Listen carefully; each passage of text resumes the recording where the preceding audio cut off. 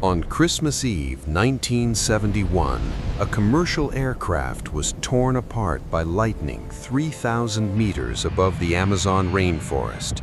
92 people were on board. 91 of them never came home. The one who survived was a 17-year-old girl. She fell over 2 miles through open sky, still strapped to her seat. She hit the jungle floor, and she woke up alone. No rescue team, no radio, no map. Just 11 days of dense, uncharted Amazon wilderness between her and the nearest human being. What happened next is one of the most extraordinary survival stories ever documented, and it begins not in the jungle, but in a quiet German household years before the crash. Juliane Koepcke was born in Lima, Peru in 1954 to 2 German scientists who had made the Amazon their second home. Her father, Hans Wilhelm Koepcke, was a respected zoologist. Her mother, Maria Koepcke, was a distinguished ornithologist, a scientist who dedicated her life to studying birds. Together, they ran a remote biological research station called Panguana, deep in the Peruvian jungle. For most children, summer means beaches or city parks. For Juliane, it meant weeks at Panguana, surrounded by wildlife, learning how the forest breathed, how animals moved, how rivers flowed. While other teenagers her age were navigating school hallways, Juliane was learning which plants were edible, how to read a riverbank, and how to stay calm when the jungle pressed in from every direction. Her father had one rule he repeated often: if you are ever lost in the jungle, find a stream. Follow it downstream. Streams feed rivers. Rivers lead to people. It was a simple instruction. It would later save her life. By December 1971, Juliane had just finished secondary school in Lima. The plan was simple. She and her mother would fly to Pucallpa, travel on to Panguana, and spend Christmas with her father. It was a trip they had made before. There was no reason to think this one would be any different. But before we get to the crash itself, there is something about that flight you need to know, because the warning signs were there, and every single one of them was ignored. LANSA, Líneas Aéreas Nacionales S.A., was not a well-regarded airline. By 1971, it had already been involved in 2 fatal crashes, and its safety record was considered poor even by the standards of the era. The aircraft operating Flight 508 that day was a Lockheed L-188 turboprop. It was old. It had problems. Experienced travelers in Peru knew to avoid LANSA when possible. Juliane's mother reportedly had reservations about the flight. She knew the airline's reputation, but the tickets had been purchased, Christmas was approaching, and Hans Wilhelm was waiting at Panguana. The decision was made to board. On December 24, 1971, Flight 508 departed Lima with 92 people on board, 86 passengers and 6 crew members. The weather over the Andes that afternoon was deteriorating. Dark storm cells had been building throughout the day. The flight path would take them directly through one of the most volatile weather corridors in South America. Juliane sat in a window seat. Her mother was beside her. The aircraft climbed steadily, and for the first part of the journey, everything felt routine. Then the clouds closed in. Turbulence hit suddenly and hard. The aircraft lurched. Overhead bins flew open. Passengers grabbed armrests. A bag of sweets, Juliane's Christmas gift for her father, fell from her lap and scattered across the floor. She reached down to gather them. Her mother reached over and took her hand. Outside the window, the sky had turned a deep, violent purple. Then Juliane heard her mother say quietly and without panic, That is the end of everything. A lightning bolt struck the right wing of the aircraft. The fuel tank ignited. The plane began to break apart at altitude, not slowly, not dramatically, but immediately, structurally, without warning. The fuselage split, seats tore free, the noise was total, and then, suddenly, there was no noise at all. Juliane Koepcke was now falling through open sky at over 3,000 meters, still strapped to her seat, completely conscious. And what she experienced during that fall, she would describe it the same way every single time she was asked for the next 50 years. Silence. That is the word Juliane always used. Not terror, not chaos, silence. The roaring of the plane was gone. The screaming of passengers was gone. There was only the rush of wind and the sensation of spinning slowly, the jungle canopy far below, rotating in wide, lazy circles. Her row of 3 seats, still locked together, was spinning in a configuration that acted like a crude rotor blade, slowing her descent and stabilizing her trajectory. She did not know this at the time. She only knew she was spinning, and that the green below her was growing larger. She lost consciousness before impact. Whether she blacked out from the spin, from shock, or from the sheer impossibility of what was happening, she could not say. The last thing she remembered was the forest rising to meet her. She woke up on the jungle floor. It was morning, the following day, December 25th.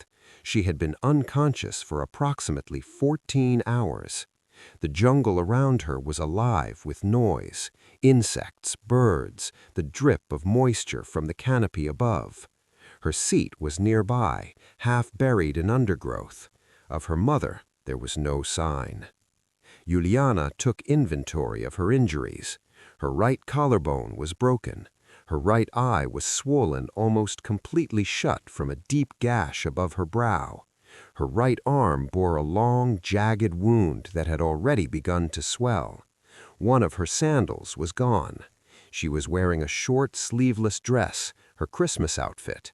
She had no food, no water, and no means of communication. But what she did have was a small bag of candy she found in the wreckage nearby, the same sweets that had scattered across the floor during the turbulence. She picked them up. She counted them. They would be her only food for the days ahead. Most people in that situation would have stayed beside the wreckage and waited for rescue. Juliane made a different choice. And that choice, made by a 17-year-old girl with a broken collarbone and one sandal, is the reason she survived. Juliane remembered her father's words. She found a small stream. She followed it. The water was shallow and cold, cutting through dense undergrowth. She waded through it when the banks were too overgrown to walk along. She moved slowly, conserving energy, stopping to rest when the pain from her collarbone became too sharp to ignore. The jungle, for all its danger, was also familiar. Juliane had grown up here. She recognized the species of plants around her, which ones could scratch and infect, which ones could be pushed through safely. She knew that moving water would not stay small forever. She knew that the sound of flowing water was, in the Amazon, the sound of life. But the jungle also made no exceptions. In the first few days, the wound on her arm became infested. Flies, a species known to lay eggs in open flesh, had found her injury. She could feel the larvae moving beneath her skin. The sensation was constant, impossible to ignore, and genuinely dangerous.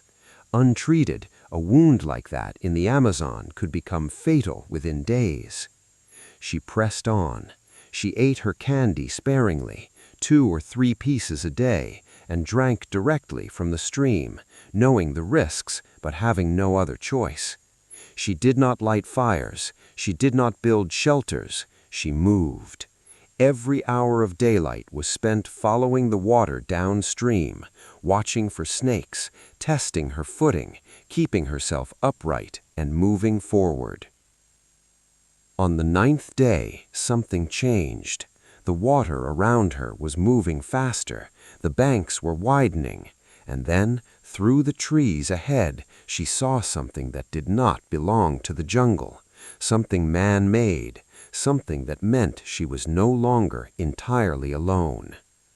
It was a small wooden shelter, a palm-thatched roof over a rough platform, used by local fishermen and lumber workers traveling the river. A dugout canoe was tied to a post nearby. Inside the shelter, she found a container of gasoline, a small outboard motor, and basic supplies. She remembered another piece of knowledge from her time at Panguana. Gasoline, applied carefully to an infested wound, could force larvae to the surface and allow them to be removed. It was uncomfortable, it was painful, and it required patience she was struggling to maintain, but she had no other option. Using a strand of her own hair as a makeshift tool, Juliane worked at the wound for over an hour. She removed 35 larvae. The relief was immediate, not complete, but enough. She cleaned the wound as best she could. She drank clean water. She lay down in the shelter and slept. The next morning, she heard voices. 3 Peruvian lumberjacks arrived at the shelter, returning from a work camp further upriver. When they saw Juliane, pale, injured, hollow-eyed, alone, they stopped completely. One of them later said he thought he was seeing a forest spirit, a ghost sent by the jungle to confuse travelers. Juliane spoke first. She told them in Spanish who she was, what had happened, and where she needed to go. The men listened.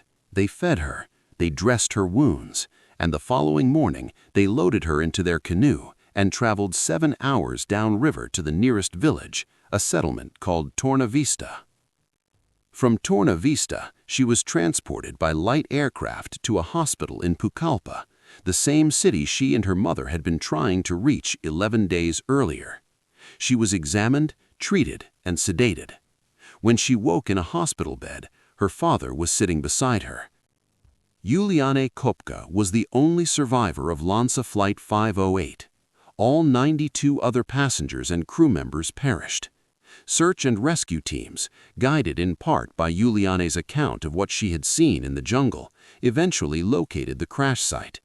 Among the wreckage, they found the bodies of the other passengers, and among them, Maria Koepcke, Juliane's mother. The details of Maria's death remained unclear for years.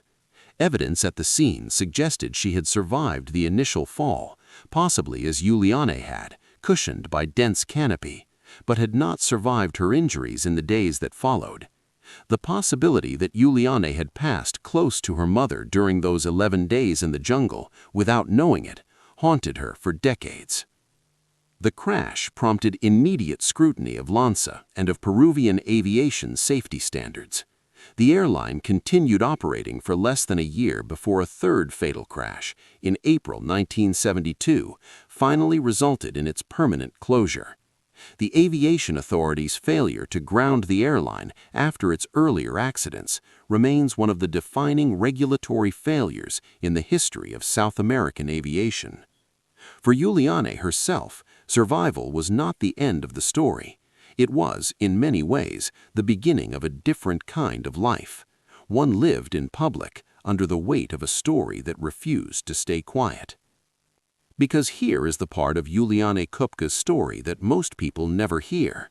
What she did next, after the hospital, after the cameras, after the world moved on, says more about human endurance than the crash ever could. Juliane did not disappear. She did not spend her life defined by what had happened to her. Instead, she returned to science, the same discipline her parents had devoted their lives to. She studied biology, earned her doctorate in zoology, and became a specialist in Peruvian mammals, with a particular focus on bats. And she returned to Panguana, the research station her parents had built in the jungle, The place she had been trying to reach on the day the plane went down became her life's work. She dedicated years to preserving it as a biological reserve, fighting to have the surrounding land protected against deforestation and development. In 2011, 40 years after the crash, Panguana was officially declared a protected natural reserve by the Peruvian government. She also eventually wrote about what had happened. Her memoir, published in German in 2011 under the title Wenn ich ein Vogel wäre, When I Would Be a Bird, and later translated into multiple languages, became an international bestseller.